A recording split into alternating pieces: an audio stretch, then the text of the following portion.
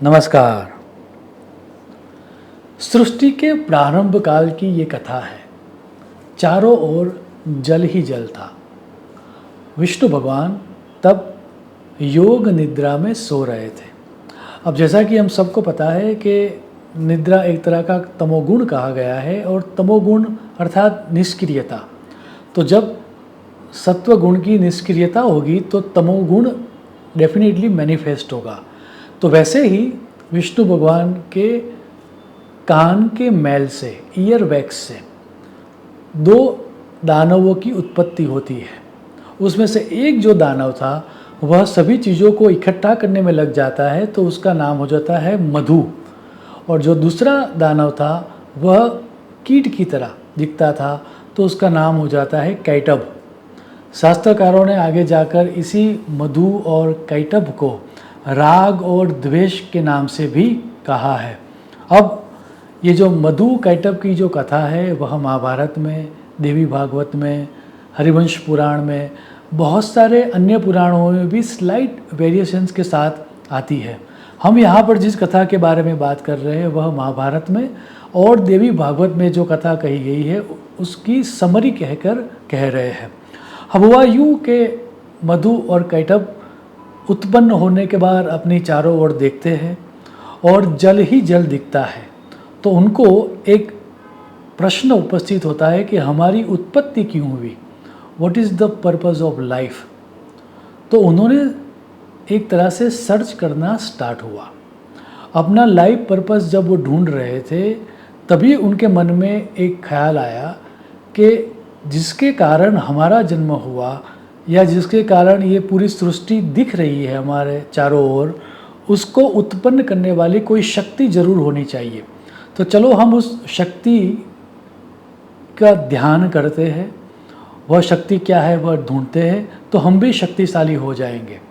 तो in order to gain power वह शक्ति को ढूंढना स्टार्ट करते हैं।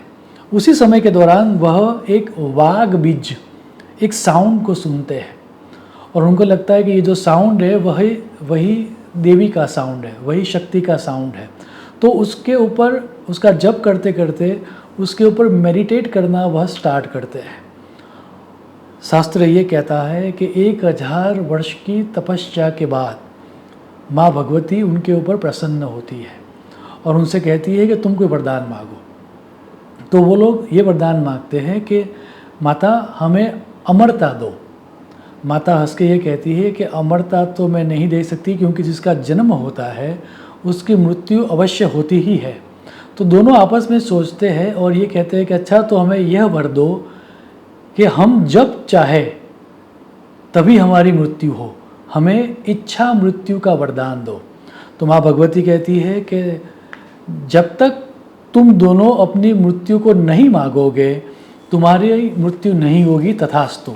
अब यह वरदान देकर माता तो अंतर्ध्यान हो जाती है, लेकिन दोनों की जो दानवी प्रवृत्ति थी, आसुरी प्रवृत्ति थी, वह एक नेक्स्ट लेवल पर पहुंच जाती है, क्योंकि पूरे संसार की सभी वेल्थ उनके पास आ जाती है। So unlimited wealth, unlimited power, unlimited resources को जब वो भुगतना स्टार्ट करते हैं तो आहिस्ता आहिस्ता उनके अंदर अहंकार आना स्टार्ट होता है कि हम ही इस पूरी सृष्टि को चला रहे हैं, और आहिस्ता आहिस्ता वह अहंकार उनको इगोइस्टिक बना देता है।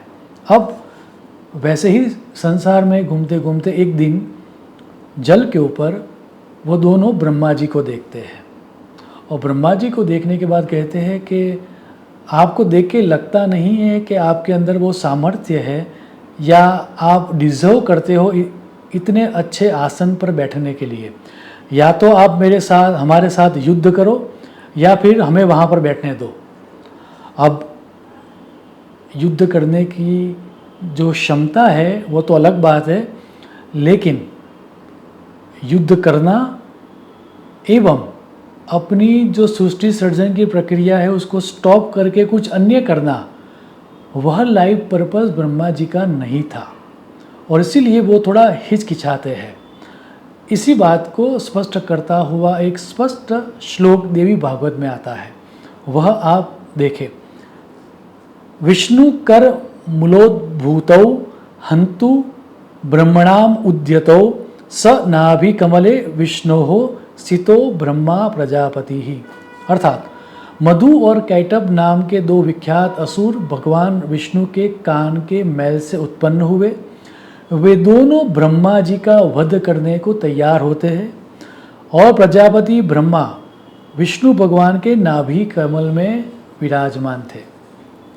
तो कथा तो बहुत लंबी है, to just cut it short.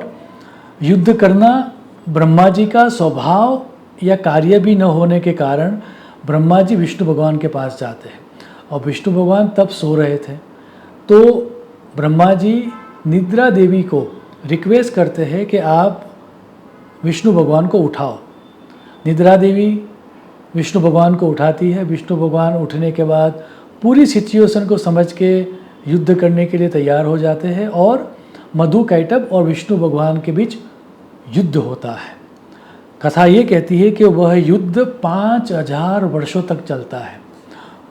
मधु कैटभ मरते ही नहीं थे।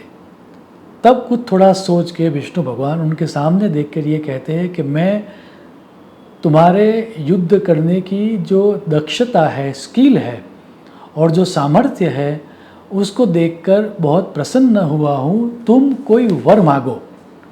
अब मधु कैटभ का ईगो इतना स्ट्रांग हो चुका था कि वो हंस के ये कहते हैं कि हम लेते नहीं, हम देते हैं। तो हे विष्णु, अगर तुम्हें कोई वरदान चाहिए तो हमसे मांग लो, हमें हरा तो नहीं पा रहे हो तुम, तो अच्छा है कि हमसे ही तू वरदान ले ले।